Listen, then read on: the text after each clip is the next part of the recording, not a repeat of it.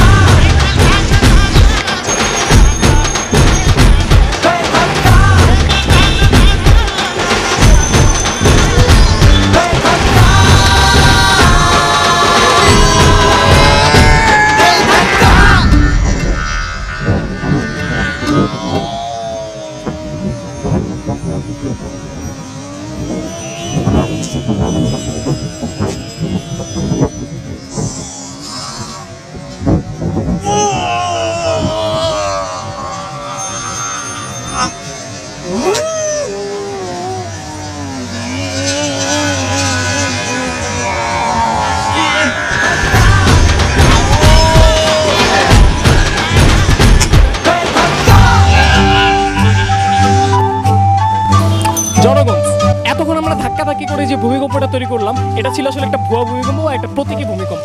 কিন্তু আমাদের বিল্ডিংগুলো বানানোর সময় আমাদের কিন্তু বিল্ডিংটা টেস্ট করে, বিল্ডিং রুলস মেনে এবং বিল্ডিং কোড মেনে বিল্ডিংগুলো বানানো উচিত। ঢাকা শহরে আজকাল অনেক বিল্ডিং তৈরি হচ্ছে, সেগুলো অনেক টাকা খরচ করে বিল্ডিংগুলো তৈরি করা হচ্ছে। ধরুন একটি বিল্ডিং 10 কোটি টাকা খরচ করে একটা বিল্ডিং তৈরি করা হয়, ওইখানে যদি আমি আরও 1 কোটি টাকা খরচ করি এবং সেই কারণে যদি আমার বিল্ডিংটা ভূমিকম্প নিরোধক হয়, তাহলে কিন্তু মানুষগুলোও সেফ থাকে, আবার আপনার 10 কোটি টাকা খরচ করে বানানো বিল্ডিংটাও নষ্ট হচ্ছে না। সো আপনাদের আসলে এটা করা উচিত। 10 কোটি টাকা খরচ করে একটি বিল্ডিং বানানো, আরও কিছু টাকা খরচ করে বিল্ডিংটা যেন পোক্ত হয় এবং ভূমিকম্পে না ভেঙে যায় সেভাবে তৈরি করুন, রুলসগুলো মেনে তৈরি করুন। সেটাই আমরা চাই, প্র্যাঙ্কিংয়ে সবাই এটা চায়। ঢাকা শহর ভালো থাকুক, বাংলাদেশ ভালো থাকুক, প্রত্যেকটা বিল্ডিং, প্রত্যেকটা জীবন, সব কিছু ভালো থাকুক।